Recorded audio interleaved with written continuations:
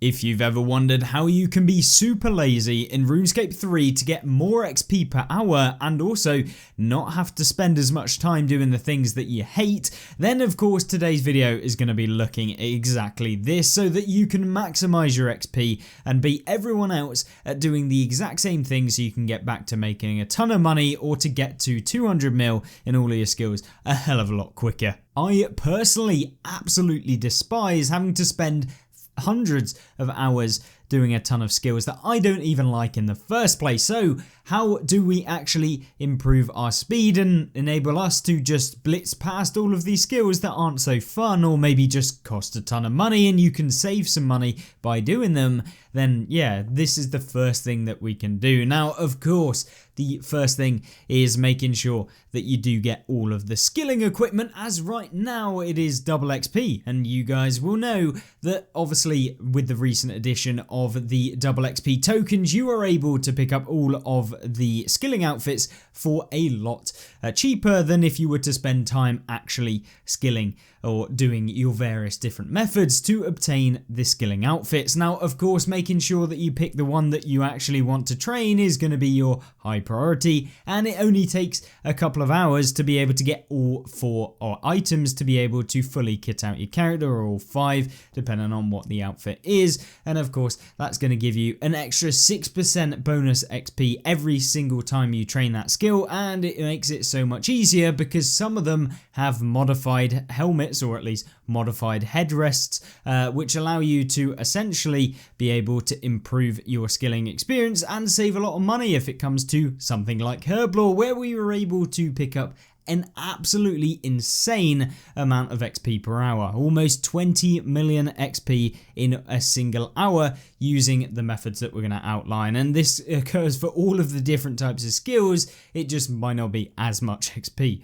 But of course, not only do we have the skilling boost that give you that 6% bonus to your experience when training the skill, you also have things like dungeoneering scrolls, which will save you some materials, which are super handy because then you can spend more money doing it faster, which is ultimately what I always look for, because my time on RuneScape is worth more than what I'm going to be spending on a lot of these skills if it means that I can speed them up. Spending an extra 30 hours doing a skill because it saves me money, I could have been able to get, 30 mil an hour for 30 hours, getting me nearly a billion GP, whereas I might only spend an extra 200 mil on that skill. So it's all down to how much you can earn per hour, and therefore for me it's definitely worth actually spending a bit less time doing the training method but paying a little bit more.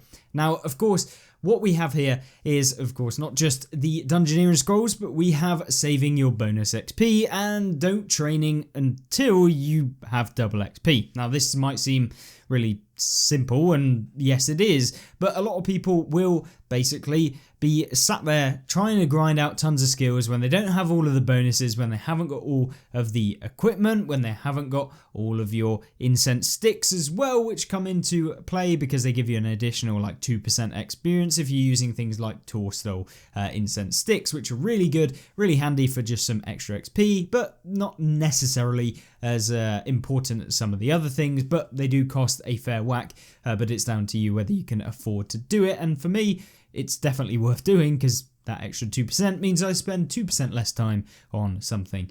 So yeah, it might save you a couple of hours here and there, and it's not going to cost you a whole lot. But the whole point about saving up your bonus XP, you can do things like challenges, completing all of your daily challenges and putting all of the bonus XP into one singular skill is going to give you way more of an importance when it comes to training your skills. Now that is very obvious once again, but a lot of people don't do it. They're kind of skipping between a load of skills and they're like, right, I'm going to put some into summoning, I'm going to put some into, I don't know, magic or something random like that. And then they end up not having all of their bonus XP in one singular skill. Well, what does that do? That means that when it comes to doing your double XP, when you want to train one specific skill and you've got everything set up, you're constantly having to swap between all of your skills and you just end up wasting time doing all of that.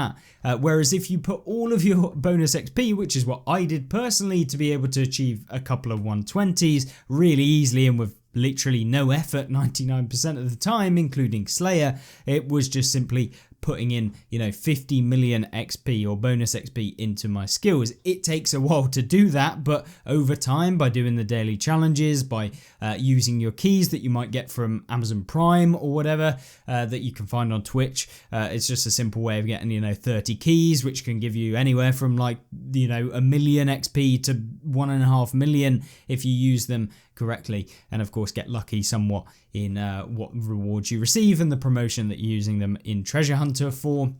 But of course, when you get your daily challenges, not only do you get your kind of treasure hunter keys from actually doing the challenges themselves, but obviously you get experience in the skills. And now these can range in a variety of different things, but primarily what a lot of people don't realize is you can toggle off some of the skills so that you don't end up getting them as challenges. Now, in order to do that, you have to reach level 99, but this is something that is really good for being able to boost into skills that are kind of generically quite hard to actually get experience in. Things like woodcutting, quite slow, and just generically very slow skills, things like agility, etc. You can basically just force your challenges by just listing out only a couple of challenges that you want to receive, and you're only going to get those challenges when the daily challenges come through. And you can do that in Prifddinas. You just go to the challenge kind of person. It's literally right near the lodestone. And once you do that, you can tick off the skills that you want, tick on the skills that you do want, and therefore it's just going to give you an extra bit of XP. Of course, that's not the only thing. Is, as we touched on earlier, spending money can make you a hell of a lot more money. And what do I mean by that? Well, essentially, some of the training methods that you might use might seem ridiculously expensive, but a lot of the things that I find is when you're using all of the bonuses that you can apply, things like modified equipment, when you're using bonus XP, by doing those fast methods, you're saving yourself infinitely more time, but you're also saving yourself money when you're putting in bonus XP. Every bonus XP that you put into a super expensive skill, things like herb lore, if you want to do it quickly. I mean, there's plenty of ways to make money and do it. It's just not optimal, which is why I ended up doing Vuln Bombs, which only cost me about 20 million GP at the moment when I was doing them during double XP. So that is absolutely crazy that it only cost me 20 million, and I literally got maybe something in the region of like 50 million XP, 60 million herb lore XP during double XP, which was crazy, and it literally took me like 3 hours or 3 or 4 hours or something crazy like that. So yeah, it was utterly bonkers. So that's something that you can do. Spend money to make more money when you don't have to train the skill, and you can do things like Slayer or however you make your money, as long as the amount that you're spending versus the hours that you're spending extra make the right sort of money at the end. So you end up with a profit even though you spent a ton on a skill. Either way, you can also then get familiars, and familiars are really nice to be able to give you either XP buffs, or you can get slight advantages in certain skills, things like archaeology. You're going to get more of your materials, which will save you money, but also time in going to the GE all the time, etc, etc. And you'll find that some familiars will actually just give you a flat like 3% XP boost, which is nice. They cost really nothing, to be honest with you, for most familiars, so it's always worth having. It's just a lot of people forget them. But when you add all of these different things together, not only are you able to get more XP, save yourself money, but it really does all add up. All of these minute 2% boost, 6% boost, 3% boost, all of them add together and they stack up, and then you add in the double XP, which gives you an extra 100% more XP, plus then you have bonus XP, which gives you another 100% XP, so you end up with like triple XP plus a load of other boosts that you're getting,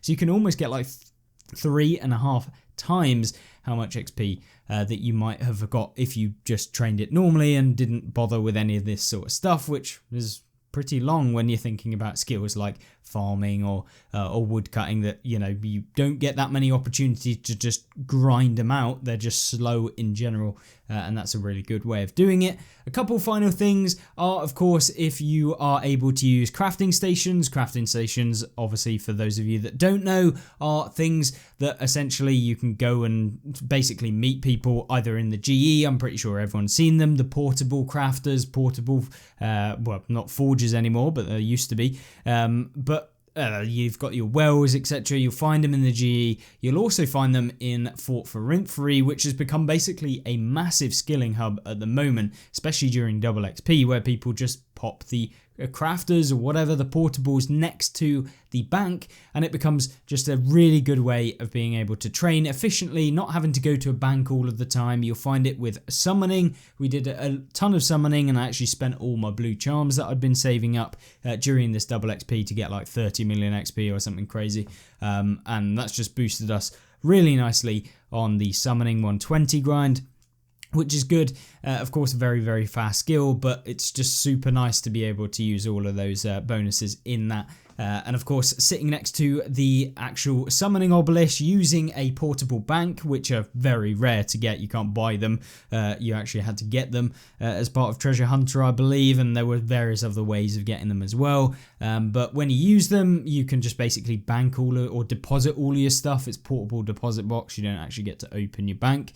But it's a nice way of training summoning. And during double XP, there is always seems to be at least one portable bank or portable deposit box right next to the obelisk in Tavali, so you'll be able to go there and just basically train really quickly. You just sell your stuff to the nearby trader, and then you can basically buy it back and it will unnote it. You just get your noted items, sell them to the trader, bring them into your inventory, use them on the obelisk, deposit them into the deposit box, back to the trader, get them back again, and it just becomes crazy XP. So really nice way of doing it as well.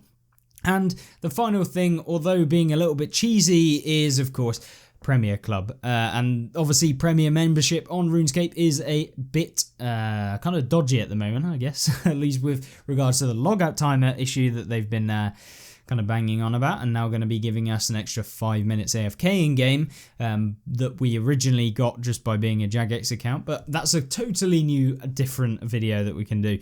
But either way, the Premier Club membership, which will give you the Premier Artifact, which you can actually use for a 10% XP boost every single day for 1 hour a day, which is really nice when you are trying to use things like summoning. This is amazing because it's going to save you charms in the long run. You're not having to grind out a load of charms, and all of this sort of stuff is really nice to have.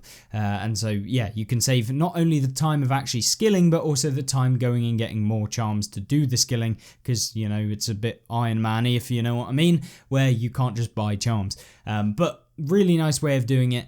Really nice way to actually basically boost up your skill, but unfortunately is behind a paywall that I'm sure some of you don't want to spend money on, but it is there for those of you that are interested, and it does stack with all of the rest of the stuff. So yeah, you can earn about 3.5 times XP, and a lot of people don't bother with the extra 0.5% XP, and a lot of the time they're not even making use of the bonus XP, literally focusing it into one skill, which is how I've banked multiple skills to 120 already, and I don't even really spend any money on keys to be able to actually get XP from lamps, etc. on Treasure Hunter. So really nice way of doing it. Hopefully it's given at least some of you an idea as to how you can boost up your efficiency on RuneScape and not spend any more time than you need to on playing RuneScape, doing the things that you don't want to do.